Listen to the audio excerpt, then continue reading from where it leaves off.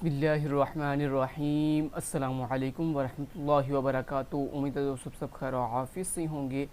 आज हमारा CS201 introduction to programming का लेक्चर नंबर 28 है। दोस्तों लेक्चर नंबर 28 के अंदर जो चीज़ें रिपीट की गई हैं वो बेसिकली प्रीवियस लेक्चर के अंदर ऑलरेडी मैं प्रैक्टिकली भी आपको करवा चुका हूँ और उनके कंसेप्ट भी समझा चुका हूँ। हम मेन यहाँ पे पॉइंट्स सिर्फ कवर करेंगे क्योंकि वही चीज़ें ओल्ड ही साथ जो है वो रिपीट कर रहे हैं लेक्चर 28 के अंदर।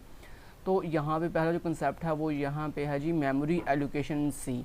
यानी जब आप सी लैंग्वेज के अंदर कोई स्ट्रक्चर क्रिएट करते हो, आप स्ट्रक्चर क्या होता है आप बखूबी जानते हो। Structure is a user defined data type कि ये एक यूज़र डिफाइंड डाटा टाइप होती है हमारी सी या C++ लैंग्वेज के अंदर, जिसके अंदर हम डिफरेंट जो बिल्ट इन डाटा टाइप्स हैं उनको मिलाकर एक user defined data type create करते हैं। अब सी में स्ट्रक्चर कैसे बनाते हैं तो उसका तरीका यहाँ पे मैंने हाईलाइट किया भी हुआ है, सर ने भी बताया हुआ है किस तरह हम बनाते हैं जी।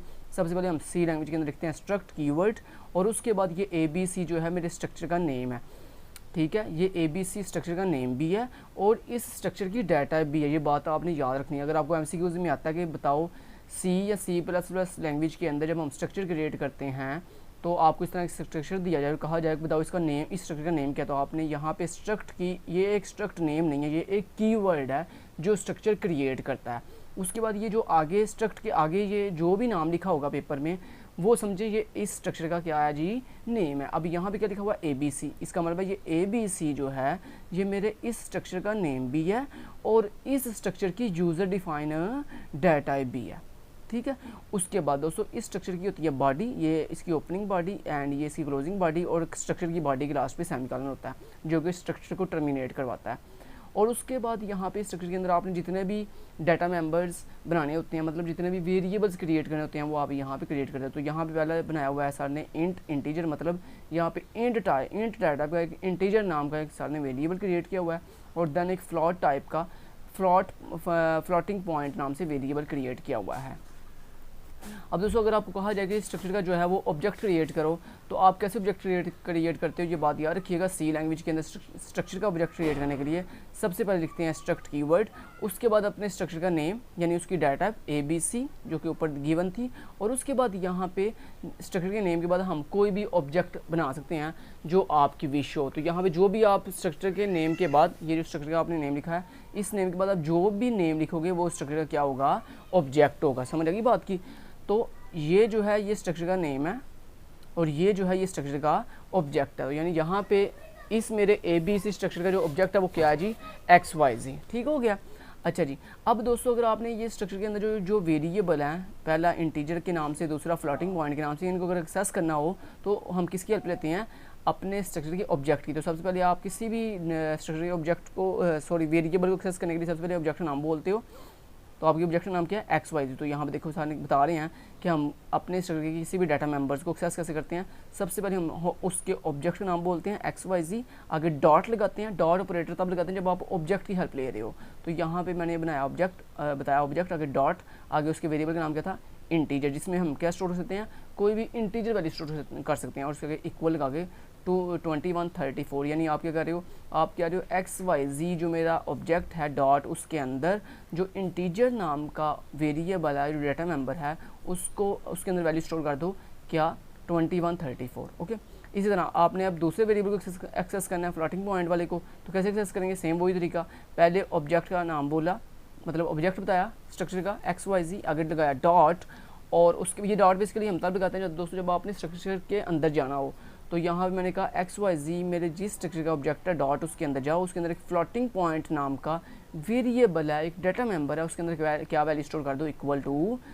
जब हम वैल्यू स्टोर करनी है तो हम इक्वल सिंगल इक्वल के सामने का आगे अपनी वैल्यू बताते हैं। तो हमने यहाँ पे कह दिया 234.34। ठीक हो गया। चलें जी नेक्स्ट अब यहाँ पे दोस्तों अगर आपको कहा जाए कि आपने स्ट्रक्चर का ऑब्जेक्ट नहीं बनाना बल्कि स्ट्रक्चर का पॉइंटर बनाना, तो कैसे पॉइंटर बनाते हैं, बड़ा इजी बनाते हैं। सबसे पहले स्ट्रक्ट कीवर्ड लिखते हैं, आगे स्ट्रक्चर का नाम बताते हैं ABC, उसके बाद लगाते हैं स्टैटिक, और उसके बाद आपने जो भी पॉइंट अपने स्ट्रक्चर का पॉइंटर बनाना है वो आप लिख सकते हो। तो ABC PTR मीन ABC जो मेरा स्ट्रक्चर है उसका पॉइंटर एक क्रिएट कर दो। अब इस पॉइंटर में क्या स्टोर करते हैं हम किसी भी पॉइंटर में किसी दूसरे वेरिएबल का, किसी दूसरे ऑब्जेक्ट का जो है वो रेफरेंस यानी एड्रेस पास करते हैं। तो हमने ऊपर क्या बनाया था, हमने ऊपर अपने स्ट्रक्चर का ये बनाया था ऑब्जेक्ट एक्स वाई जी, तो हमने क्या किया, यहाँ पे हमने एक स्ट्रक्चर का पॉइंटर बनाया है और उस पॉइंटर को इक्वल कर दिया है एक्स वाई जी के। बेसिकली यहाँ पे क्या होगा, यहाँ पे ये जो A B C P T R है ये मेरे स्ट्रक्चर का पॉइंटर है और ये जो एक्स वाई जी है ये मेरे स्ट्रक्चर का ऑब्जेक्ट है। अब हम क्या कर रहे हैं, हम अपने स्ट्रक्चर के ऑब्जेक्ट का जो एड्रेस है वो उठा के इसको दे रहे हैं अपने स्ट्रक्चर के A B C P T R नाम के पॉइंटर को। ठीक हो गया। तो बेसिकली आपका ये जो पॉइंटर है ये पॉइंट आउट कर रहा है आपके इस स्ट्रक्चर के एक्स वाई जी नाम के ऑब्जेक्ट को। नेक्स्ट दोस्तों, जब आपके जो स्ट्रक्चर का जो रेफरेंस है, आपके स्ट्रक्चर का जो एड्रेस है, अब वो किसके पास आ गया, पॉइंटर के पास आ गया। दोस्तों जब आप सिंपल, मैंने ऊपर जैसे कि आपको बताया था कि अगर आप अपने स्ट्रक्चर की किसी चीज़ को, किसी वेरिएबल को उसके ऑब्जेक्ट के साथ कॉल करो तो कैसे कॉल करते हैं, पहले ऑब्जेक्ट का नाम बोलते हैं, आगे डॉट लगाते हैं और उसके बाद अपने वेरिएबल का नाम बोलते हैं। लेकिन दोस्तों जब आप पॉइंटर के साथ उसके किसी वेरिएबल को एक्सेस करते हो तो अगर आपने अपने स्ट्रक्चर के पॉइंटर के साथ उसके किसी भी वेरिएबल को एक्सेस करना हो तो हम पहले अपने पॉइंटर का नाम बोलते हैं, आगे ये एरो लगाते हैं, मतलब ये माइनस का सिंबल और आगे ये ग्रेटर देन का साइन, जिसको हम एरो कह रहे हैं, ये एरो लगाते हैं और उसके बाद अपने वेरिएबल का नाम बोलते हैं। तो ये डिफरेंस है ऑब्जेक्ट में और पॉइंटर में, कि ऑब्जेक्ट में आप ऑब्जेक्ट के नाम के बाद डॉट लगा के अपने वेरिएबल का नाम बोलते हो, लेकिन पॉइंटर में हम क्या करते हैं, पॉइंटर में हम पॉइंटर के नाम के बाद एरो लगाते हैं, डॉट नहीं लगाते बल्कि एरो लगाते हैं और उसके बाद अपने वेरिएबल का नाम बोल के उसको वैल्यू स्टोर कर देते हैं। तो ये इसका तरीकाकार है। नेक्स्ट दोस्तों, अगर आपने सी लैंग्वेज के अंदर मैलॉक नाम का एक फंक्शन है जो क्या करता है, अगर आपने कोई वेरिएबल क्रिएट करना हो, कोई डाटा बनानी हो तो हम ऐसे भी बना सकते हैं। हम मैलॉक फंक्शन यूज़ करते हैं और उसके अंदर ये 10 क्या है, 10 बेसिकली आप कह रहे हैं कि इतने टाइप के इतने वेरिएबल क्रिएट कर दो, 10 वेरिएबल क्रिएट कर दो। आगे मल्टीप्लाई साइज़ ऑफ इंट का मतलब क्या है, बेसिकली ये क्या करेगा, इंटीजर का साइज़ फाइंड करेगा, कि मतलब आपका जो इंटीजर डाटा है, इंट डाटा है, वो मेमोरी में कितनी स्पेस लेती है। दोस्तों इंट डाटा जितनी भी स्पेस लेती होगी ये साइज़ ऑफ जो फंक्शन है ये हमें बताएगा। फ़र्ज़ करो कि ये जी 2 बाइट लेती है, फ़र्ज़ करें जी, साइज़ ऑफ ने बताया कि जो INT डाटा है ये मेमोरी में 2 बाइट लेती है।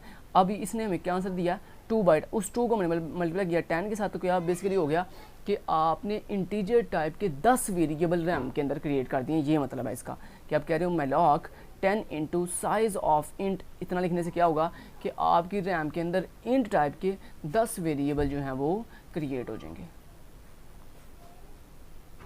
Next, memory allocation in C plus plus. कहता है अगर आपने सी प्लस प्लस के अंदर मेमोरी एलोकेशन करनी हो, सी लैंग्वेज में क्या हो रहा था, सी एक दोस्तों ओल्ड लैंग्वेज, इसमें क्या हो रहा था, हम मैलॉक फंक्शन यूज़ करते थे। लेकिन दोस्तों सी प्लस प्लस के अंदर मैलॉक फंक्शन यूज़ नहीं करते, बल्कि बड़ा आसान तरीका हम लिखते हैं न्यू एक कीवर्ड है और न्यू के आगे आप जो भी डाटा लिखते हो ये उस टाइप का वेरिएबल रैम के अंदर क्रिएट कर देते हो। तो आपने क्या लिखा, आपने कहा न्यू इंट, यानी ये आप कह रहे हो कि मेमोरी के अंदर इंट टाइप का एक वेरिएबल क्रिएट कर दो।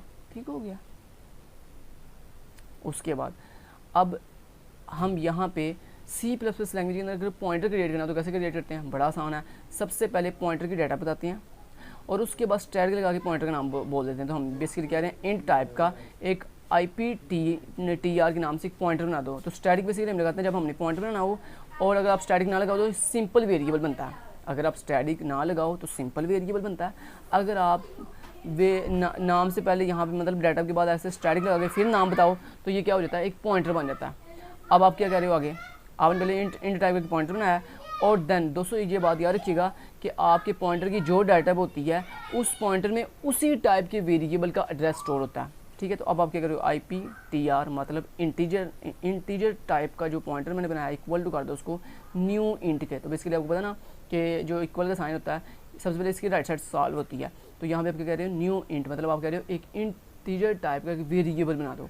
तो ये जो न्यू वेरिएबल है, न्यू कीवर्ड है, ये इंट टाइप का एक वेरिएबल क्रिएट कर देगा मेमोरी के अंदर और वो जिस भी एड्रेस पे जाके स्टोर होगा, मतलब ये जो आपने इंट टाइप का वेरिएबल जो रैम के अंदर क्रिएट किया है ये रैम के अंदर जिस बॉक्स में क्रिएट होगा, जिस एड्रेस जिस लोकेशन में बनेगा वो वाली लोकेशन का एड्रेस जो है वो किसको मिल जाएगा, इस मेरे IPTR पॉइंटर को।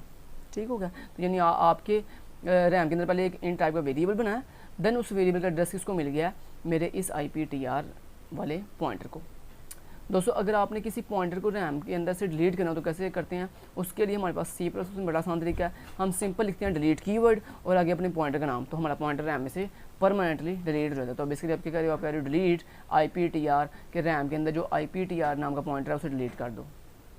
देन ये क्या कर रहे हो आप, बेसिकली यहाँ पे ये आप क्या रहे हो न्यू, आगे पता ना हम न्यू के जो भी डाटा लिखते हैं उस टाइप का वेरिएबल बन जाता है, और उस टाइप के अगर आप दोस्तों लार्ज ब्रैकेट के अंदर नंबर ऑफ लोकेशन लिख दो तो इससे क्या होता है, इससे बेसिकली जो भी आप यहाँ पे डाटा लिखोगे उस टाइप की एक एरे बन जाती है। अगर आप अपने न्यू कीवर्ड के आगे, जैसे आपने ऊपर देखा है न्यू कीवर्ड के अगर आप सिर्फ डाटा का नाम लिखो तो क्या होता है, सिंपल एक वेरिएबल बनता है उसी टाइप का।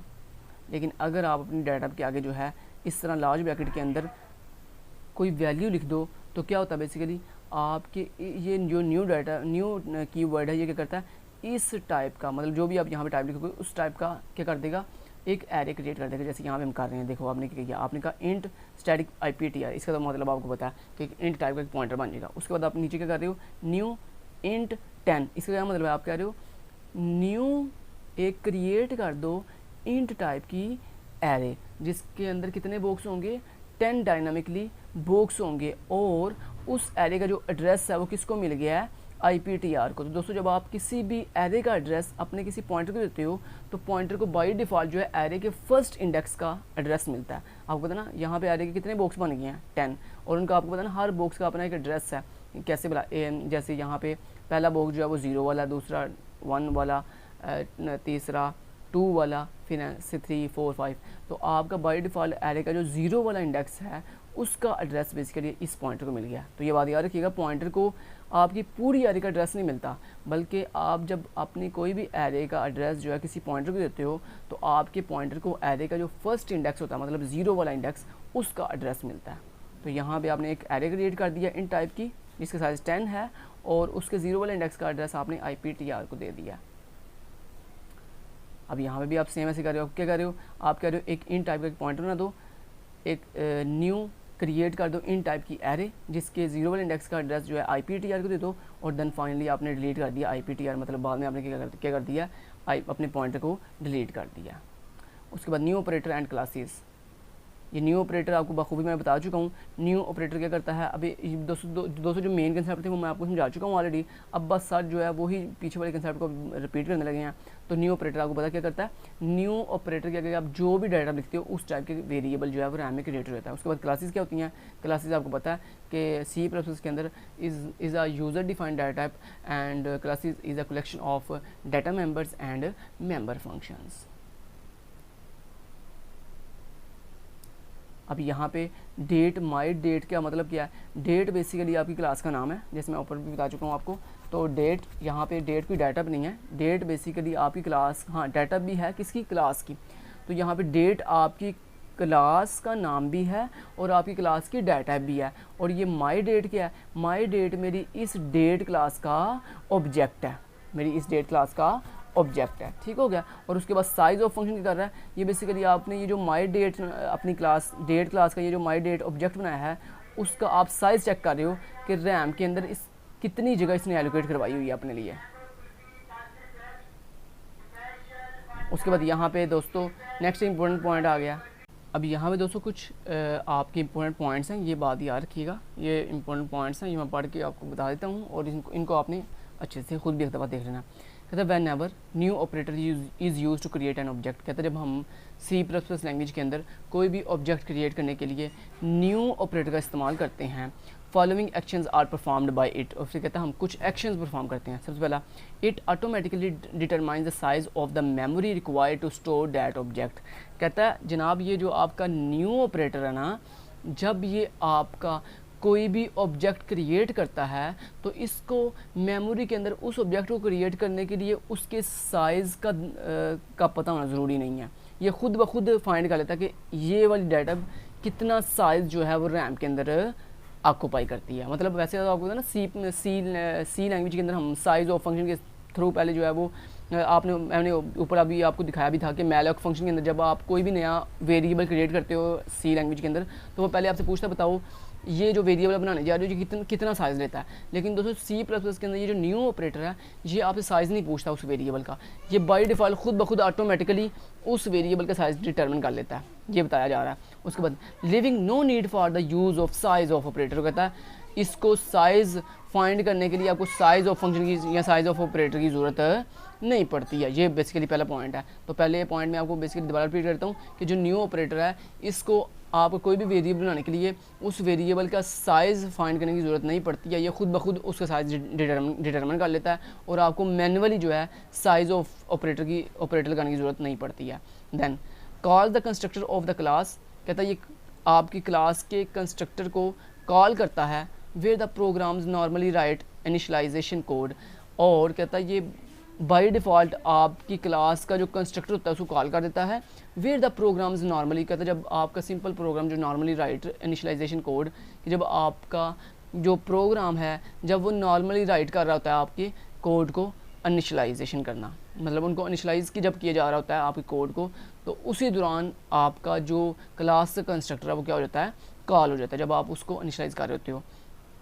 उसके बाद returns pointer of the class type that means no casting is required, कहता है जब आपका पॉइंटर जो है, जब आपका पॉइंटर कोई भी आपको टाइप रिटर्न करता है, किसी भी टाइप की वैल्यू रिटर्न करता है, मतलब इंट टाइप की, फ्लॉट टाइप की या किसी भी टाइप की वैल्यू जब रिटर्न करता है तो कहता है उसके लिए आपको उस टाइप को किसी दूसरी टाइप में कन्वर्ट करने की, कास्टिंग करते हैं एक टाइप को दूसरी टाइप में कन्वर्ट करना, तो कहता है उसकी ज़रूरत नहीं पड़ती है। ठीक है, तो ये 3 फ़ायदे हैं न्यू ऑपरेटर के। पहला फ़ायदा ये साइज़ खुद ब खुद डिटरमिन कर लेता है, खुद ब खुद फाइंड कर लेता है। उसके बाद ये दोस्तों आपकी क्लास के कंस्ट्रक्टर को कॉल ऑटोमेटिकली कर देता है जब आप अपने कोड को इनिशियलाइज़ कर रहे होते हो। तीसरा पॉइंट क्या बोला कि इसके जब आप न्यू ऑपरेटर यूज़ करते हो तो इसके लिए आपको टाइप कास्टिंग नहीं करनी पड़ती, मतलब एक टाइप को दूसरी टाइप में कन्वर्ट नहीं करना पड़ता। Hence new operator is extremely useful, कहता है जो न्यू ऑपरेटर है ये बहुत ही यूज़फुल है, powerful and a good way of allocating memory, कहता है ये बहुत ही यूज़फुल भी है, ये बहुत ही पावरफुल भी है और ये बहुत ही अच्छा तरीका है अपनी मेमोरी को एलोकेट करने का। ठीक है, चलें जी। तो बाकी ये एग्जांपल है, ये एग्जांपल को हम नहीं करेंगे क्योंकि हमने ऑलरेडी जो है वो पीछे कोड किए हुए हैं। दोस्तों ये वही कोड है, ये वही एग्जांपल जो हमने प्रीवियस लेक्चर के अंदर भी की हुई है डेट क्लास वाली, तो इसको करने की ज़रूरत नहीं है इतनी लंबी, हम मेन पॉइंट को बस कवर करेंगे। तो जो मेन पॉइंट बस करवा रहा हूँ इनको जिन पॉइंट्स को सिर्फ मैंने हाईलाइट किया हुआ है आपने भी सिर्फ उन्हीं पॉइंट्स को अच्छे से कवर करना है। उसके बाद दोस्तों classes and structures in C++। दोस्तों आपको पता है ना C++ के अंदर क्लासेज क्या होती हैं, जिनके बहुत बड़ा पैकेट जिसके अंदर हम हर चीज़ क्रिएट कर लेते हैं। और स्ट्रक्चर क्या होते हैं, स्ट्रक्चर के अंदर भी हम डाटा मेंबर्स और मेंबर फंक्शंस क्रिएट कर सकते हैं। लेकिन दोस्तों इन दोनों में डिफरेंस क्या है, यहाँ पे देखें लिखा हुआ है, कहता है the difference between class and structure is of visibility, कि दोनों में डिफरेंस जो है वो विजिबिलिटी का है। विजिबिलिटी का मीन कि दोस्तों जो आपकी स्ट्रक्चर की चीज़ें होती हैं वो बाय डिफ़ॉल्ट पब्लिक होती हैं, मतलब स्ट्रक्चर की चीज़ों को आप बाय डिफ़ॉल्ट जो है पूरे प्रोग्राम में हर जगह यूज़ कर सकते हो। लेकिन दोस्तों जो आपकी क्लास की चीज़ें होती हैं वो बाय डिफ़ॉल्ट प्राइवेट होती हैं, मतलब उनको आप क्लास से बाहर यूज़ नहीं कर सकते। तो ये दोनों में मेन डिफरेंस है। दोबारा रिपीट करता हूँ, जो आपकी क्लास की चीज़ें होती हैं वो बाय डिफ़ॉल्ट क्या होती हैं, प्राइवेट होती हैं, उनको आप क्लास से बाहर यूज़ नहीं कर सकते। जबकि जो आपकी स्ट्रक्चर की चीज़ें होती हैं, जो आप स्ट्रक्चर में जो भी चीज़ क्रिएट करते हो वो बाय डिफ़ॉल्ट पब्लिक होती है, उसको आप पूरे प्रोग्राम में हर जगह यूज़ कर सकते हो। यही इन 3-4 लाइन जिनको मैंने हाईलाइट किया मैंने यही मतलब है। देन यहाँ पे कुछ भी इंपॉर्टेंट नहीं है, हम चलते हैं नेक्स्ट जो लास्ट पे हमारी इंपॉर्टेंट पॉइंट है सिर्फ उसको पढ़ेंगे और उसके बाद आपका ये लेक्चर ख़त्म है। यहाँ पे अपनी नेक्स्ट कुछ भी नहीं करना, बस लास्ट में कुछ टिप्स हैं, ये टिप्स पढ़ लेते हैं। टिप्स इंपॉर्टेंट है, ये गौर सुन लीजिएगा। Classes are one way of extending the C++ language, कहता है C++ लैंग्वेज के अंदर एक बहुत ही वेल डिफाइंड जो वे है एक्सटेंडिंग का, यानी अपनी C++ लैंग्वेज के अंदर जो एक्सटेंडिंग का जो वे था वो क्लासेस था, मतलब क्लासेस के ज़रिए हमारा काम जो है वो बहुत ही ईजी हो गया। तो ये पहला जो है इंपॉर्टेंट MCQ आपको बन सकता है कि classes is a one way of extending the C++ language. उसके बाद कहता है whenever new operator is use, कहता है जब हम न्यू ऑपरेटर यूज़ करते हैं no number of bytes of size of operator is required, कहता है हमें इसके लिए न्यू ऑपरेटर जब हम यूज़ करते हैं तो हमें साइज़ ऑफ ऑपरेटर की ज़रूरत नहीं पड़ती है ये चेक करने के लिए कि कितना साइज़ जो है वो इसके लिए दरकार है। उसके बाद and no cost is applied to convert the pointer to the required type, और कहता है इसके लिए हमें किसी अपनी टाइप को करंट टाइप को किसी दूसरी टाइप में कन्वर्ट करने की ज़रूरत नहीं पड़ती है। Then whenever new operator is call to create an object, कहता है जब हमारा जो न्यू ऑपरेटर है जब वो कॉल करता है, जब उसे कॉल किया जाता है अपने ऑब्जेक्ट को क्रिएट करने के लिए, the constructor is also called for that object. कहता है जब जनाब आपका न्यू ऑपरेटर किसी भी क्लास का ऑब्जेक्ट क्रिएट करता है या किसी भी बॉडी का ऑब्जेक्ट क्रिएट करता है, तो आपकी उस क्लास के अंदर जो कंस्ट्रक्टर होता है वो भी उसी टाइम कॉल हो जाता है जब आप उस क्लास के ऑब्जेक्ट को कॉल करते हो। The usual practice is to use constructor to allocate memory or system resources and destructor to deallocate or return the resources back to the system।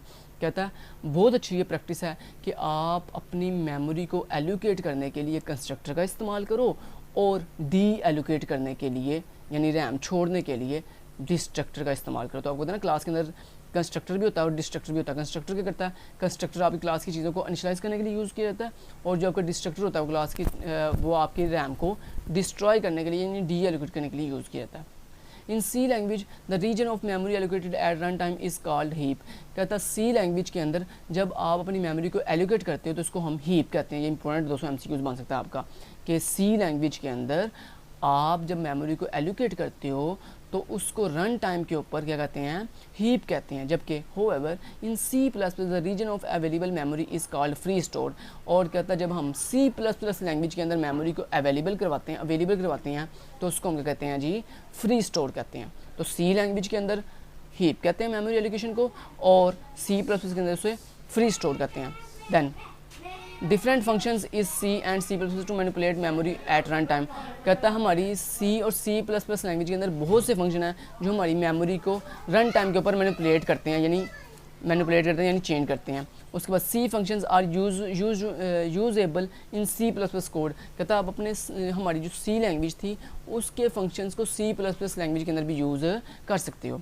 Then memory allocated from free store और heap. कहता है जब हम memory allocate करते हैं चाहे वो free store यानी C++ लैंग्वेज में हो या और हीप यानी C लैंग्वेज में हो, कहता है अगर आप अपनी मेमोरी एलोकेशन फ्री स्टोर से करो तो उसको डिलीट हम किसके थ्रू करते हैं, डिलीट कीवर्ड के थ्रू।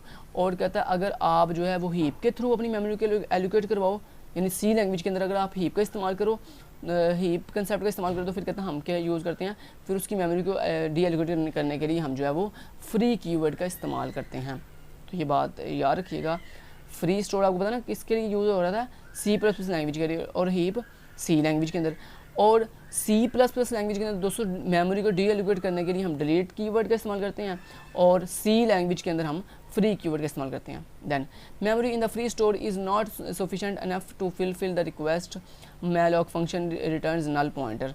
यानी जो दोस्तों अगर आपकी जो नीड है, मतलब आपने मान लो आपने 6 MB की जो मेमोरी है वो ऑक्यूपाई करवानी है, और अगर आपकी रैम के पास इतनी स्पेस नहीं है तो आपका दोस्तों जो मैलॉक फंक्शन है C लैंग्वेज के अंदर वो आपको क्या रिटर्न कर देता है, नल रिटर्न कर देता है। लेकिन दोस्तों जो आपका न्यू कीवर्ड है वो आपको 0 रिटर्न करता है। तो ये इन दोनों में डिफरेंस है, ये बात याद रखिएगा कि C लैंग्वेज के अंदर मैलॉक फंक्शन को आप जितनी स्पेस कहो ऑक्यूपाई करने के लिए, अगर उतनी स्पेस रैम के पास ना हो तो वो आपको क्या रिटर्न करता है, नल रिटर्न करता है। और जो आपका न्यू कीवर्ड है वो आपको क्या रिटर्न करता है, 0 रिटर्न करता है।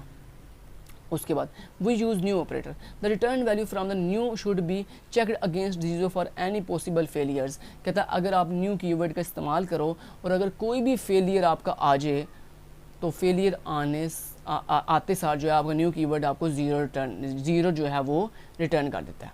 Then while writing classes good programming practice to write private keyword explicitly. कहता है जनाब बहुत अच्छी बात है कि जब आप क्लासेस का इस्तेमाल करो तो आप अपनी अच्छी गुड प्रोग्रामिंग प्रैक्टिस के लिए प्राइवेट कीवर्ड का इस्तेमाल करो। ठीक है जी। उसके बाद logical problems in writing them multiple times. और कहता है अगर आप पब्लिक या प्राइवेट कीवर्ड्स का इस्तेमाल करोगे तो इससे क्या होगा कि आप अपने, और अच्छी बात है अगर आप स्ट्रक्चर की डेफिनेशन डिफाइंड स्ट्रक्चर यूज़ करते हो तो इसके अंदर हम अपनी लॉजिकल प्रॉब्लम्स को राइट करने के लिए मल्टीपल टाइम स्ट्रक्चर का यूज़ कर सकते हैं। दोस्तों यहाँ तक आपका जो मेन कंसेप्ट था, जो आइडिया था लेक्चर नंबर 28 का वो मैंने आपको दे चुका हूँ।